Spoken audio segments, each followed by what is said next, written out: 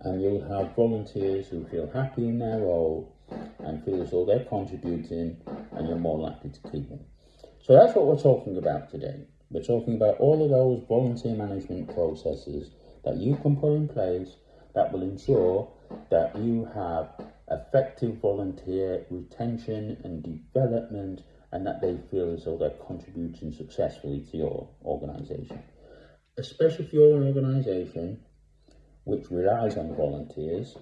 Without them, you couldn't run the services that you're after. You need to make sure that you keep these volunteers happy and you keep these volunteers in place.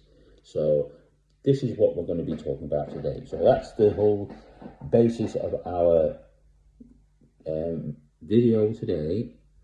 We talked about it in small detail before, but I want to go into a bit more detail today because I think it's really important to provide that kind of advice, because a lot of people who require volunteers and recruit volunteers aren't necessarily volunteer management experts. It could be that a lot of the people there are experts in delivering the services. So let's say it's a children's service. They're experts in looking after children. They might not be experts in looking after volunteers. So it's a cancer charity. May well be experts in some kind of health aspects, but might tend to looking after volunteers. It could be you're with something like citizens' advice. You may well have legal expertise, but you don't know how to look after volunteers. So it's important that, volunteer management is looked after properly.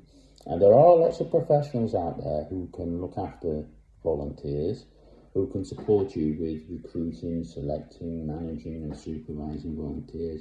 And it might not be natural to you as an organisation or to you as a service, but it might be vital that you keep those volunteers there, because if your volunteers all walk out and they all leave, you can't run the service that's there. So they're also as well, they're a great resource to you as well. They don't substitute staff, but at the same time, what you could say is that you might not have the resources to have a fully fledged staff team. Volunteers come in and fulfill a role that supports the staff.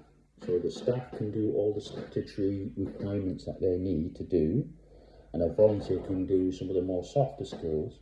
So, for example, a member of staff, say in a social work environment, might be doing a report to a local authority, and a volunteer could be having a cup of tea with a service user and seeing if they're all right.